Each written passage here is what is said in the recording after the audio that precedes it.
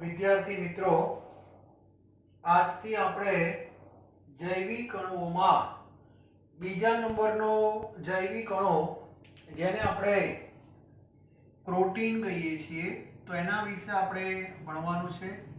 Part 2 protein. આગળ આપણે carbohydrate એના વિશે ભણી ગયા, મોનોસેકેરાઇડ, ડાયસેકેરાઇડ અને પોલીસેકેરાઇડ, અને દરેકની અંદર ત્રણ ઉદાહરણ યાદ રાખવાના છે. ક્લિયર? અને છેલ્લે કાર્બોહાઈડ્રેટનું મહત્વ એ તમારે ટેક્સ્ટબુકમાંથી વાંચી લેવાનું છે. ક્લિયર? ઓકે. આજથી આપણે પ્રોટીન વિશે ભણશું. તો પ્રોટીન એ પણ એક પ્રકારનો જૈવિક પોલિમર છે. જૈવિક પોલિમર, આ પહેલા ક્લિયર હોવું જોઈએ. એનો અર્થ કે આનો પણ મોનોમર હશે. કોણ? એ પછી. શરૂઆતની અંદર પ્રોટીનનું આપણા શરીરમાં શું મહત્વ છે એ બાયોલોજીના વિદ્યાર્થીને કહેવું ના પડે. આખા શરીરનું બંધારણ અને કાર્યનો આધાર સ્તંભ જો હોય તો એ પ્રોટીન છે. દૂધમાંથી મળે, ચીઝ, પનીર, બટર, ઈંડા, આ બધામાંથી આપણને પુષ્કળ પ્રમાણમાં પ્રોટીન મળતું હોય છે. અને એ પ્રોટીન વિશે આપણે ભણવા જઈ રહ્યા છીએ. હવે પ્રશ્ન એ આવશે કે આ પ્રોટીન જે છે એનો મોનોમર કોણ? તો એના માટે તમારે આ જે પ્રોટીન છે એનું શું કરવું પડે? જળ વિભાજન. શું કરવું પડે? જળ વિભાજન. જળ વિભાજન કર્યા પછી આપણને જે નાનામાં નાનો અણુ મળે છે એનું નામ છે એમિનો એસિડ. એનું નામ શું છે? Amino acid. એનો અર્થ એવો થયો કે પ્રોટીનનો મોનોમર કોણ? Amino acid. આ એમિનો એસિડને આલ્ફા એમિનો એસિડ પણ કહેવામાં આવે છે. ઓર્ગેનિકમાં આલ્ફા, બીટા, ગામા, ડેલ્ટા આવું બધું આપણે બોલતા હોઈએ છીએ, પણ મોટા ભાગે આપણને જે મળે છે તે આલ્ફા એમિનો એસિડ. નામ પરથી ખ્યાલ આવી જવો જોઈએ કે આની અંદર એક એસિડિક સમૂહ હાજર હશે, સાથે સાથે એમિનો એટલે કે બેઝિક સમૂહ હાજર હશે. તો આ આલ્ફા એમિનો એસિડ કેવો હશે એનું હું તમને વ્યાપક સ્વરૂપ આપું છું. બરાબર? તો આની અંદર સૌથી પહેલા સેન્ટરમાં હશે કાર્બન. આ કાર્બનની એક બાજુ COOH, બરાબર? બીજી બાજુ NH2, ત્યારબાદ એક બાજુ H, અને ચોથી વેલેન્સી તરીકે હું R લઈશ. અને R જે છે એ બદલાતો પરમાણુ કે સમૂહ, બદલાતો પરમાણુ કે સમૂહ છે. એનો અર્થ કે COOH સાથે જોડાયેલા કાર્બનને આપણે શું કહીશું? Alpha carbon. અને આલ્ફા સાથે NH2 છે માટે આને આલ્ફા એમિનો એસિડ કહે છે. અને આ જે કાર્બન છે એની આ ત્રણ વેલેન્સી સામાન્ય રીતે આટલો ભાગ ફિક્સ હોય છે સામાન્ય રીતે, અને ચોથી વેલેન્સી તરીકે R છે. R જેમ જેમ બદલાય એમ એમિનો એસિડનું નામ બદલાય છે. બરાબર છે? તો આ એક વસ્તુ ક્લિયર હોવી જોઈએ. જો તમે R બરાબર H લેવામાં આવે તો એ એમિનો એસિડને ગ્લાયસિન એવું કહેવામાં આવે છે. સામાન્ય રીતે ગ્રીકમાં ગ્લાય સ્વાદે મીઠું એવો શબ્દ થાય છે. તો આ ગળ્યો છે, મીઠો એટલે ત્યાં મીઠો જેવું નથી, સ્વાદે ગળ્યો એટલે ગ્લાયસિન એમ. ત્યાર પછી R તરીકે જો CH3 લેવામાં આવે તો એ એમિનો એસિડને એલેનાઇન એવું પણ કહેવામાં આવે છે. બરાબર? તો આ રીતે બધા એમિનો એસિડ છે. તો આ ક્લિયર હોવું જોઈએ. બરાબર? હવે આપણા જે કઈ એમિનો એસિડ છે મોટા ભાગના આલ્ફા પ્રકારના છે. આ રીતના તમને મેં કહી દીધા. બરાબર? હવે આ જે એમિનો એસિડ છે એનું વર્ગીકરણ તો બહુ સરળ વર્ગીકરણ છે. સૌથી પહેલો એમિનો એસિડ એસિડિક, બરાબર? બીજા નંબરનો બેઝિક, અને ત્રીજા નંબરનો કયો? તટસ્થ. હવે આ નામ શેના આધારે આપેલા હશે? તો અત્યારે તમે જુઓ, આ એસિડિક સમૂહ છે અને આ બેઝિક સમૂહ છે. એટલે અત્યારે આ બંને એકબીજાને સમતોલે છે. હવે જો આ R તરીકે કયો સમૂહ હોય? એસિડિક સમૂહ હોય. R તરીકે એસિડિક સમૂહ હોય તો એસિડિક નું પલ્લું આના કરતા ભારે થાય તો એ એમિનો એસિડ ને એસિડિક કહેવાય. જો R તરીકે બેઝિક સમૂહ હોય તો બેઝિક નું પલ્લું ભારે થઈ જાય એટલે એને બેઝિક એમિનો એસિડ કહેવાય. અને જો R તરીકે એસિડિક કે બેઝિક ન હોય તો એને તટસ્થ એમિનો એસિડ કહે છે. તો આ વસ્તુ પણ ક્લિયર હોવી જોઈએ. ઓકે. ત્યારબાદ વર્ગીકરણનો બીજો આધાર છે ઉત્પાદનને આધારે. અમુક એમિનો એસિડ આપણા શરીરની અંદર ઉત્પન્ન થાય છે. આવા એમિનો એસિડને બિન આવશ્યક એમિનો એસિડ કહેવાય. યાદ રાખજો, જે શરીરમાં ઉત્પન્ન થાય એ બિન આવશ્યક છે. એનો સીધો અર્થ એવો થયો કે આપણે જે આવશ્યક એમિનો એસિડ છે એ શરીરમાંથી ઉત્પન્ન થતા નથી તો આપણે એને આહાર મારફતે લેવા પડે છે. તો આ રીતે પણ બે પ્રકાર આપેલા છે. આવશ્યક કોને કહેવાય અને બિન આવશ્યક કોને કહેવાય. આમાં ભૂલ ના થવી જોઈએ. ઘણા કેવું વિચારે આવશ્યક એટલે આપણા શરીરમાં ઉત્પન્ન થાય. હા, એમ નહીં. આપણા શરીરમાં બિન આવશ્યક ઉત્પન્ન થાય છે અને એટલા માટે આવશ્યક આપણને વિવિધ આહારમાંથી મળે છે. તો આ એક વસ્તુ ક્લિયર હોવી જોઈએ. ઓકે. ત્યારબાદ એમિનો એસિડ જેટલા પણ છે એમાં તમે ધ્યાનથી જોજો કે એમાં જે કાર્બન છે એ કાર્બન કયો? કિરાલ કાર્બન છે. આ કાર્બન કિરાલ કાર્બન બને છે પણ એક અપવાદ કહી દઉં તમને. અપવાદ. અને અપવાદ છે ગ્લાયસીન. ગ્લાયસીનમાં કિરાલ કાર્બન નથી. એનું કારણ ગ્લાયસીનમાં R તરીકે H છે અને R તરીકે જો H લઈ લેવામાં આવે તો આ ઉપર પણ H નીચે પણ H તો એ કાર્બન અસમમિત કાર્બન નથી. એનો અર્થ કે કિરાલ કાર્બન નથી. ક્લિયર? ઓકે. તો કહેવાનો અર્થ એ છે, આ એક વસ્તુ ધ્યાન રાખવાની. ટૂંકમાં ગ્લાયસીન ઉપર ચોકડી મારી દઈએ આપણે તો ગ્લાયસીન સિવાયના જેટલા પણ એમિનો એસિડ છે બધામાં કિરાલ કાર્બનની હાજરી છે. હવે કિરાલ કાર્બનની હાજરી જેમાં હોય એના શું હોય? પ્રકાશ સમઘટકો હોય. એના શું હોય? પ્રકાશ સમઘટકો. પ્રકાશ સમઘટકોને અલગ પાડવા માટે ત્રણ પદ્ધતિ છે. પહેલી પદ્ધતિ ડેક્સ્ટ્રો અને લીવો. આના માટે પોલરીમીટરનો ઉપયોગ કરવો પડે. બીજી પદ્ધતિ ડી અને એલ વિન્યાસ અને ત્રીજી પદ્ધતિ આર અને એસ. સામાન્ય રીતે ડીએલ નો ઉપયોગ વધારે થતો હોય છે. તો ડી કોને કહેવાય અને એલ કોને કહેવાય? તેમાં NH2 ને મહત્વ આપવાનું છે. બરાબર? NH2 કિરાલ કાર્બનની ડાબી બાજુ હોય તો L. બરાબર? NH2 કિરાલ કાર્બનની જમણી બાજુ હોય તો D. મોટા ભાગના જે એમિનો એસિડ કુદરતમાંથી મળે છે એ બધા એલ વિન્યાસ વાળા છે.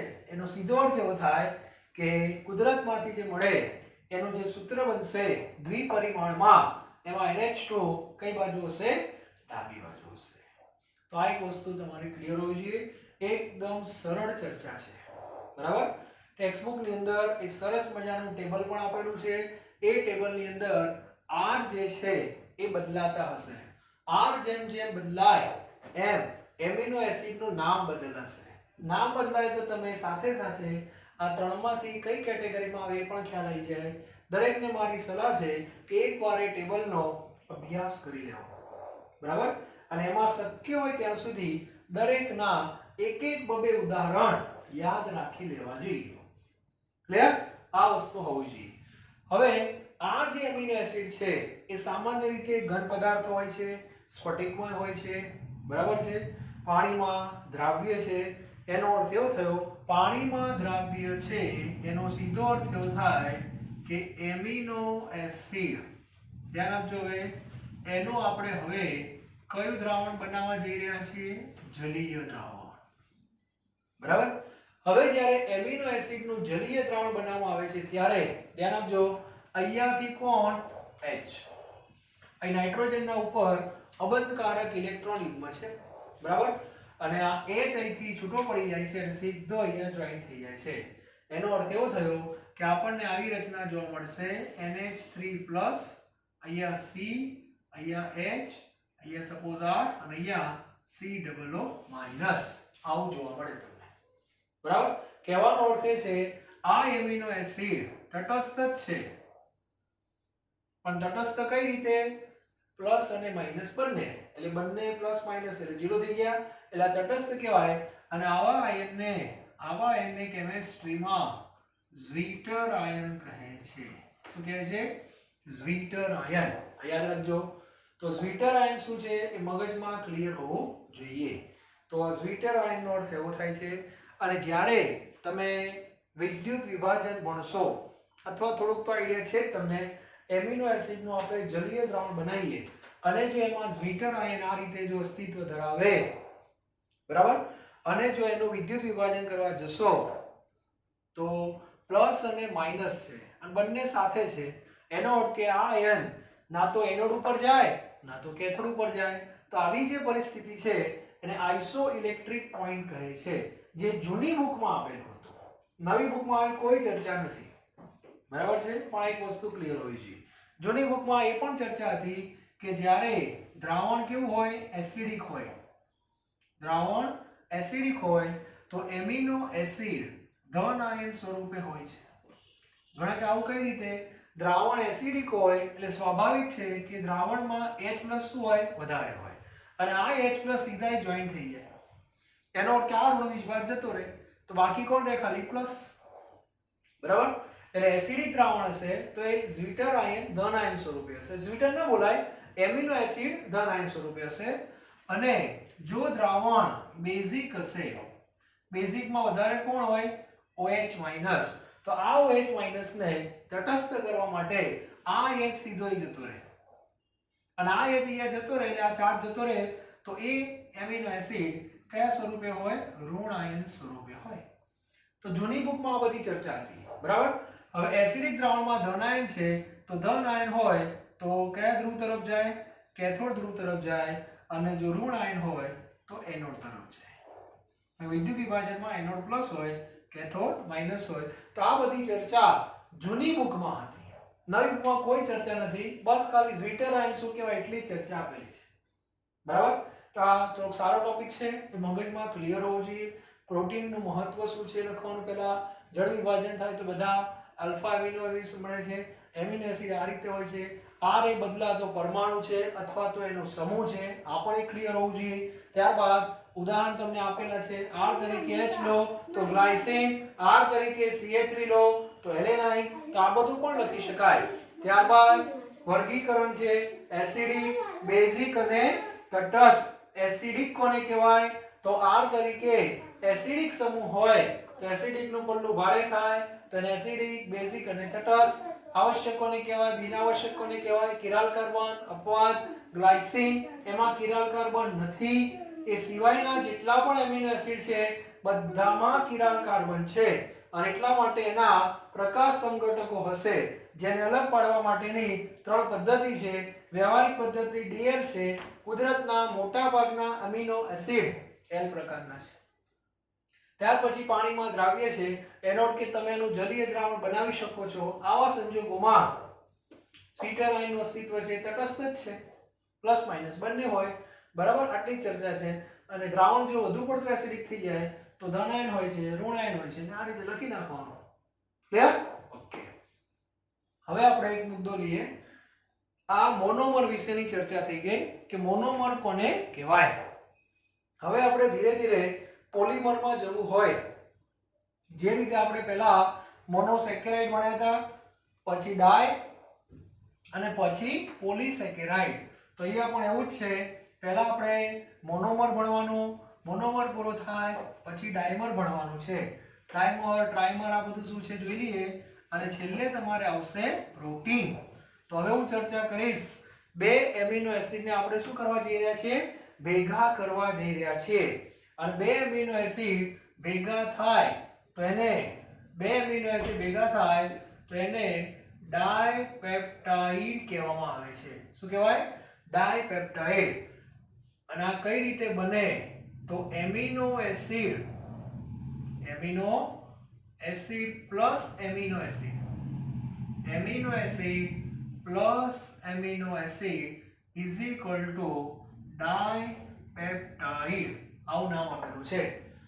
આ બે એમિનો એસિડ તમે સમાન પણ લઈ શકો અથવા અસમાન પણ લઈ શકો છો. બરાબર, હવે ધ્યાન આપજો.